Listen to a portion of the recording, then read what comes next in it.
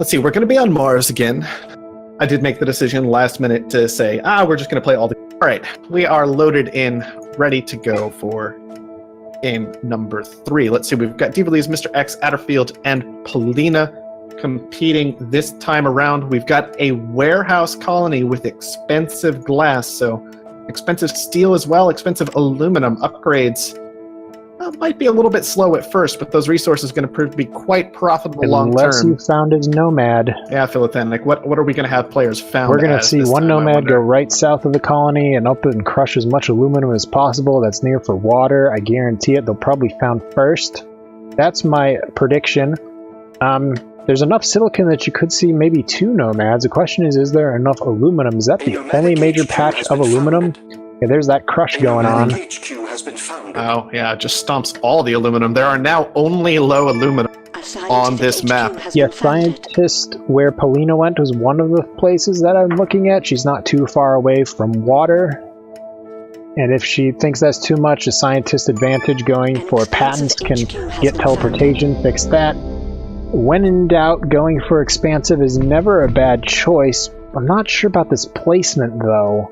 It's going to be very constricted on this cliff. I think I would have rather...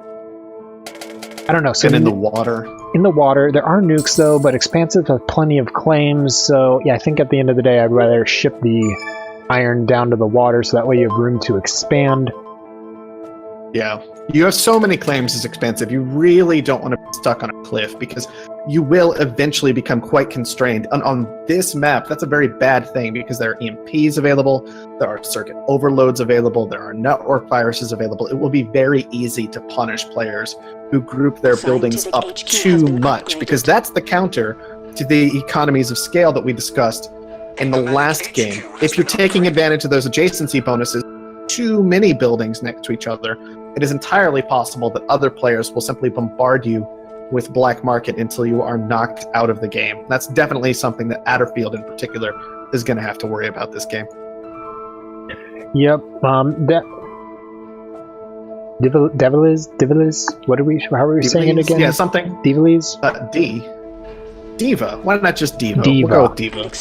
They're not a diva. We just can't say their name. Diva. Last to HQ2. They were the last to found, so that's not surprising. They have a... So in one sense, they have a slightly better found than Adderfield because they have more room to expand. They can expand in 3 directions. Adderfield can only go in 2. But they, being last to found, they have the worst access to water. They could just go all the way to the right. There's a high and a medium, but there are underground nukes. Underground nukes do lower the amount of water resource that you can pull out of the ground, and I heard a core sample go down somewhere. Yeah, we've had 2 core samples so far. Both of them have found high aluminum, so that is not going to work out for X quite the way he was hoping. Players have found the aluminum that they will need to upgrade this game. Yeah, I didn't mention that, but Mr. X did crush a high, and I would not have crushed the high. I would have kept the high for myself, and part of that is because of core samples on the market. So maybe just going a little bit too greedy by crushing that high. Plus now they're sitting on a low aluminum, and aluminum's $42, and they're only getting 2 per second when they, could be getting... I'm sorry, I'm looking at the wrong one. They're only getting 1 per second when they could be getting 2 per second from a high. Mm-hmm. Yeah, definitely a bit of a problematic situation. I find it interesting that Polina, rather than going for sample like the other players, just simply settle for the low aluminum tile that she was able to pick up. I'm wondering if that's going to slow her down too much this game. So, yes, it will, but she is going into life support, and because scientists, their special ability is they can just pull resources straight out of the ground by the magical power of science. As you can see, there is a pump built into these electrolysis reactors, so the scientist just has an advantage on making life support. So yeah, she's going to be a little bit slower than if she tried to go for a core sample, but she's betting that life support's high right now. It's not going to matter. That's true. I do want to reinforce that point very quickly. Scientists break the rules in perhaps a more dramatic way than any of our other factions. Polina having found a scientific faction chose to found next to a steel or an iron field, effectively, and dropped steel mills directly onto that iron. You can see very clearly the little iron mines that are embedded in the steel mills. They are pulling iron directly out of the ground, and she is not having to pay iron costs for those steel mills because of their positioning. That is why she elected, as Philothanic was saying, to place her electrolysis reactors with their built-in water pumps directly onto the water tiles, rather than keeping them close to her base as we might normally see if she was a different. Not only normally see, that's what you want to see, your production buildings next to your base, because then you can rotate them easier when it is time to move out of a market that's been killed. That was a warning that Mr. X has a lot of cash and was 50% of the way of the buy on somebody. And as we can see, Mr. X does have a lot of cash. They've moved into 2 aluminum mines, and they're making good use of that. So far, they don't have enough cash to go for majority buy just yet, so they're going to wisely take the upgrade to HQ4, and they're 2 levels ahead of Diva, and then 1 HQ level ahead of Adderfield and Polina. So that's right where you want to be as a nomad. Certainly. He was off to a very good start. It's helpful for him in some ways that electronics started at, I believe, 100. Meanwhile, glass started off very expensive, and there were warehouses. So that was very great for him because it allows him to upgrade more easily. As he relies on electronics, these other players all rely on glass for their upgrades. In addition to that, Mr. X needs silicon. Silicon is a key component of glass, and so other players had put down glass kilns. They were consuming large amounts of silicon, driving up that price. That gives Mr. X access to a great resource for making money just in his silicon, because he can sell that down, make a very large amount of money from it after other players had driven up the price with their glass production. And that's why I'm surprised that we didn't see a second nomad, for every reason that you just said. Congratulations. Yeah, that's fair. It is a little bit surprising that we did not see a second nomad. I'll give you that. I would have expected 2 this game. Maybe instead of this expansive found that Adderfield went for, or maybe instead of Diva's found, which didn't really have a whole lot going for it, just kind of close to some iron initially, and then she managed to dig up some other resources with core samples. So it worked out, but it was definitely not something that I expected to see this game. There's a question about the game being able to run on a dedicated server. There is a dedicated server for ranked. So when you play on ranked, you play on a dedicated server, but otherwise it's using Steam's or GOG, if you buy it from GOG, their peer-to-peer matchmaking services. Yep. That is how it goes. So Polina moving into that teleportation rush from the scientist. The scientist with teleportation is always dangerous, but she's trading that teleportation rush for lots of debt. Already in $103,000 in debt, C-level bond rating. Now, in Offworld, you're a startup, right? And startups acquire lots of debt to get cash. It's better to have $50,000 in debt and $50,000 cash on hand than 0 of each. The issue is, when you're in C debt, like Polina was, you can slip into D debt, like she did after the interest ticks. She got 20% interest, $20,000 in interest, she's now in D debt. The interest starts stacking up higher, Polina's lost access to the black market, power's dead, so there's no easy way to pay off debt. Versus everybody else is in AAA, AA, or B debt. That's all fine. They, be getting in a little bit of debt so you can upgrade faster is good. Lots of new players, they're like, oh no, that's a big red number. Big red numbers are bad. I must eliminate it. That's false. It's fine. As long as you stay in that B or higher bond rating. Yeah, upgrading is actually going to be pretty important for Polina right now because you're punished for your debt total based on your total assets. The more assets you have, the more debt the game will allow you to take on before punishing you with a bad bond rating. Upgrading is one of the best ways to increase your estimated assets. HQs are very heavily overvalued for the number of resources it's required to get them. So upgrading is a nice way to try and stay out of deep bond rating. Unfortunately for Polina, she was so deep in debt that she still needs to pay off about 5,000 more before climbing back up to a C rating. That's something that's going to be very important for her to try and do And then before the next interest tick comes at midnight. Yeah, then she's going to get another $20,000 of interest, or higher now. Now, this is one thing where this pay debt button, you can hold shift and auto pay your debt for a while just to keep you locked in at a number. That might be one of those times where you hit that auto pay debt button. Like Polina puts herself up to C, hits the auto pay debt, doesn't go below C until after the interest tick, and then, manually pays off some more. But it is dangerous because you could be losing a lot more money than you think if you're not paying attention to sources of debt. Fortunately for Polina, her only source of debt is power, and it's very cheap at 39, so auto-paying debt wouldn't be too much of an issue. Meanwhile, we've been talking about Polina so much because it gives a good, good explanation of mechanics, and Mr. X is pulled off into a flying lead. Oh yeah. He's in a great spot. He's been doing very well.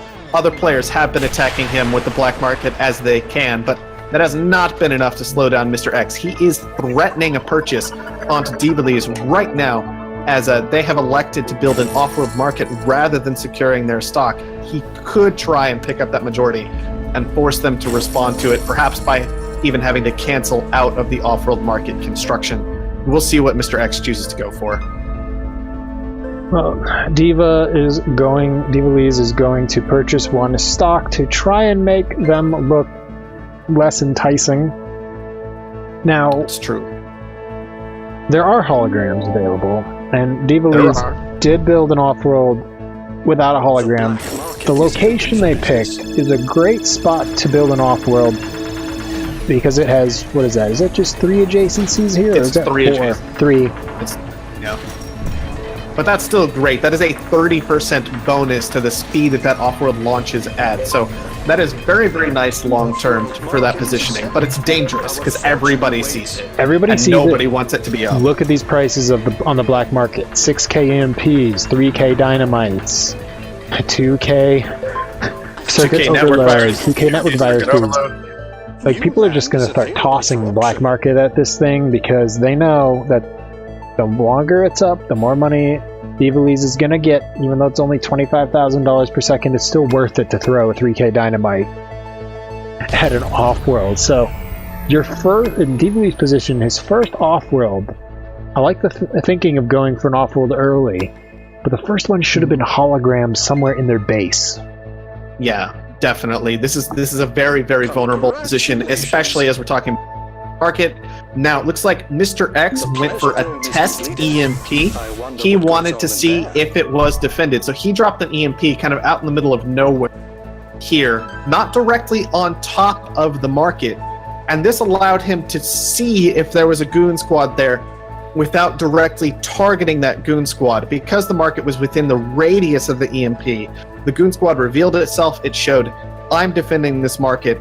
But because the EMP was not directly targeted, the goon squad was not eliminated and the EMP was not bounced. Mr. X now knows that he is going to need to use a tool like a network virus or a circuit overload to break through that goon squad first. Then he'll be able to start throwing dynamite at the off-world market. These are things that he's going to want to do because you cannot leave that market online for too long, or it will give Diva a nice advantage. Now, the other thing you don't do is let your off-world stop launching. Yes, that's important. I did notice that it stopped for a moment. That kind of reduces the effectiveness of speedy those off-world launches can be if you don't have it active. It was switch from a worthless launch to a better launch, so there are good reasons for that. That's good. Yeah, water is actually a fantastic launch this game at over $400 off-world already. You don't often see water get quite that high, quite that quickly. And that's very nice because it's pretty easy to gather up a large surplus of water to ship off-world and end up making very good profits off of it long-term this game. So we'll see if Diva is able to do that and keep that going. Mr. X moving into his own off-world. It is hologram to appear as an elemental quarry right now. We'll see if other players can spot it out. No spies this time. They're going to have to pay a lot of attention to see an off-world like this going up. Now you can cancel a hologram with a network virus if there's no Goon Squad on it. If there's no Goon Squad. Otherwise, the Goon Squad will just protect the tile, either reflect the network virus or prevent it from getting to the tile at all. Mr. X, I think, is still in a great spot. I mean, he's secured all of his stock. He still has a huge amount of money. That's all great, but it feels like he's being a little bit slow. He's being timid. Invest into these buildings. Exactly, he is being timid. That's a great word for it. He is being timid.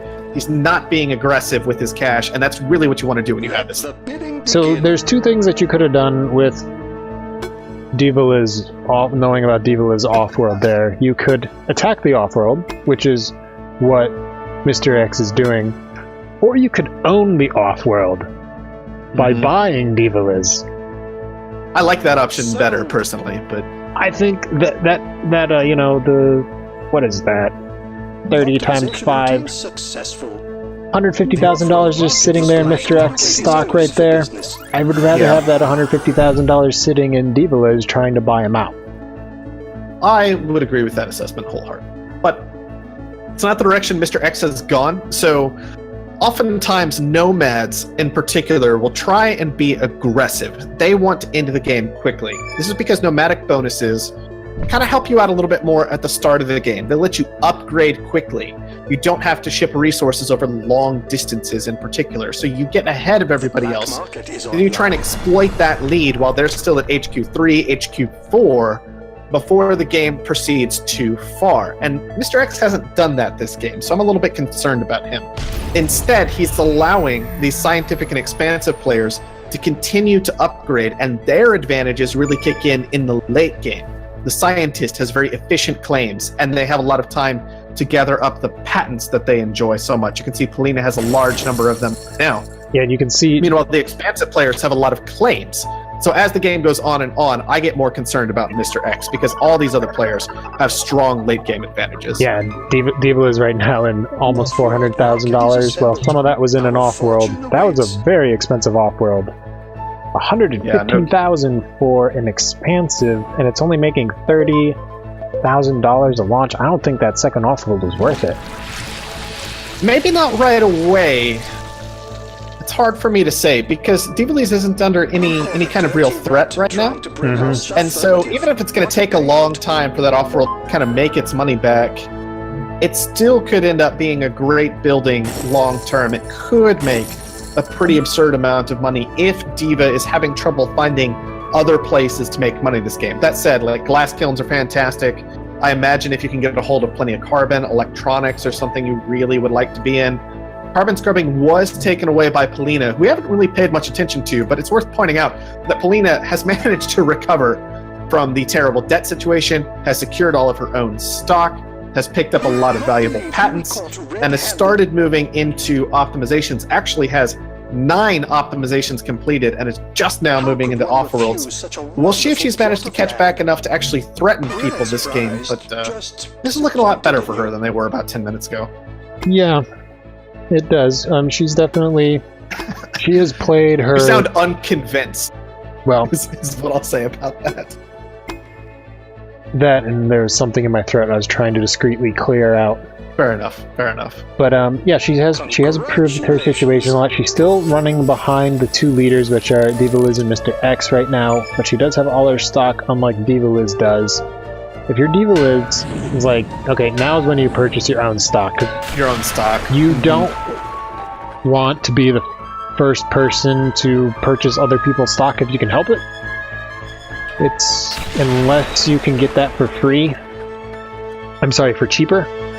But if I'm Mr. X, I'm sitting on $400,000. I'm buying Diva-Liz stock right now. Oh, for sure. I would love to get into Diva stock right now. Absolutely. That is a bargain deal at this point. Even if other players get aggressive against you, you position yourself very well to pick up the second place player in this game. Person I would consider second most valuable. Mr. X says, finally. I do believe that was in response to Atterfield managing to land that dynamite. Yup. Managed to get through that Offworld Goon Squads. You can see Goon Squads are up at $70,000 right now, and this is what we were concerned about before. There are so many black market tools and only one Goon Squad stockpile. that the black market tool's price is going to go up a lot slower than the Goon Squad's price, and eventually it becomes impossible to economically defend that off-world market. The second one, however, seems to be doing quite well. Its holograms the greenhouse farm right now. And while it's a little bit frozen at the moment, that EMP was definitely not targeted at that off-world market. It just hit incidentally. Now, the other thing I would like to see is frankly, I want to see anybody purchase Diva Liz stock. Okay, Polina's probably not going to get the buy, but she could deprive Mr. X part of the buy. Okay, she waited until now. She's buying in. Diva Liz is waiting too long to buy their own stock. Mr. X has 100%, just waiting for a couple more launches to go up, selling some stuff. Price manipulations to begin shortly. That was very sudden. Polina bought into Diva Liz first. She might have been sitting on 3 shares instead of 2. And like all these little advantages in high, competitive off-road play can pay off in the long run just due to, compounding interest, things like that. So Polina's now going to buy into Mr. X. Mr. X is Polina's hoping that Adderfield's going to help out here. I want to point that out. That's very important. These two players, neither of them is in a position to knock the other down, and so they are going to have to work together to bring down Mr. X, since he has most of the Diva Liz as a subsidiary right now. This is a pretty high-level play that most players won't be able to execute on. We'll see if Adderfield and Polina can cooperate together this time. Right. Yeah, so the only problem that Polina's going to have with this play is Adderfield doesn't have an off-world. They are actually tied neck and neck on optimizations with Polina, so normally you want the person with less income potential to buy the first shares, and then the person with more income potential to buy the later shares, but it's kind of hard in the heat of the moment to know who that is. And they kind of split it awkwardly, so neither of them is going to get the advantage, as much advantage from cooperating together as they could have. So the question, though, is, will Polina's patents, plus her shares in Diva Liz and her one off-world, she only needs 300k more to go. Mr. X needs 400k more to go to pick up Adderfield, so this is actually quite possible that Polina could take out Mr. X. Yeah, it's very interesting. I want to point out that Mr. X has a current deficit of 5.4 power per second, and power costs $335. Most of the time, I'm not that interested in attacking my opponent's power, because it doesn't actively make them money most of the time. They have to pay through their debt first, and so it's not that big a deal. But in a situation where I am attempting to buy my opponent, that situation is reversed, because the more debt they're in, the better. Mr. X has the auto-pay debt button turned on. That's why they're not making any money. Yeah, that is costing them huge amounts of money right now. Going to lose them the game. The black market that legitimately will lose them the game. It would be better for Mr. X to acquire all that debt and hopefully take out Adderfield than to, well, just die. Turns out to just die. Yeah, it's better to not just lose the game. That's your high-level analysis for the day. Don't just lose the game. It's bad. But in this case, this is one of those cases where getting more debt is good. Yeah. Trade debt for cash. And then Mr. X could have a shot at winning. Meanwhile, Polina, coming back really good with the optimizations, the patents that she picked up, paying through her debt. She has 100% on Adderfield, but not interested. She wants Mr. X, the real target. Yeah, Polina knows that she needs to bring him down. This is where all of the other players, like outside of the top 1%, would fail, right? They would just see the red button. They're like, I want to buy somebody because buying people is good. They would go for Adderfield, and then they would probably lose the game right afterward. Polina knows that Mr. X is the problem. If she gets him knocked out, she's 14 seconds away from winning. Maybe less than that. She's got the 100 now, but she's not going to cancel out of the launch. You're right. No. So she's going to wait for... there you go. Now still she's 2 seconds away from the launch. But she needs about the same amount of money as Mr. Adderfield needs to finish up the game. Actually, no, Adderfield needs a lot. They need over 1 million. Yes. Yeah. Atterfield needs, how much is it exactly? I can check over 1 here. Yeah, million 700. 1.7. And they need 1.2 million to win. Yeah. This was, so, kind of an odd situation. Atterfield and Polina kind of Mr. X. But when it gets super complicated is when Mr. X decides he's going to try and take down Atterfield. Because it means that Atterfield needs to back off of Mr. X and make him and Polina fight all of a sudden. It gets pretty ridiculous trying to play out that stock game. Exactly right. But Polina has found the correct route through it today. She only needs about $200,000 more to clean up this game. She's about halfway to the purchase on the remaining shares of Atterfield. And Atterfield, unfortunately, he is just so far away from this buy on Polina. Her stock price is very high because she owns so much of Mr. X and Diva. It's just too large of a hill to climb. Atterfield was a little bit late going to Offworld, finally getting their second Offworld up now. That second one's only costing him $73,000 to put up and is making $38,000 in profit per launch. So to launch it, 2 minutes to pay for itself. If that was put up 5 minutes ago, maybe Atterfield would have a shot. Maybe. But not today, as it turns out. Polina is going to take the game. We've got second place go to Mr. X. I don't think anybody can doubt that. He did fantastically this game. Third place to Diva, and fourth place to Atterfield. My gut reaction is that feels correct. So, a nice job putting all that together. Yeah, if you are watching on Steam, the rankings in FFA are not standard. It is a mod the community, I developed with help from the community, feedback from the community, so we could, have better FFA tournaments. Because turns out it's easier to seed people when you know who's second to fourth. Exactly, and it seems to work out pretty well.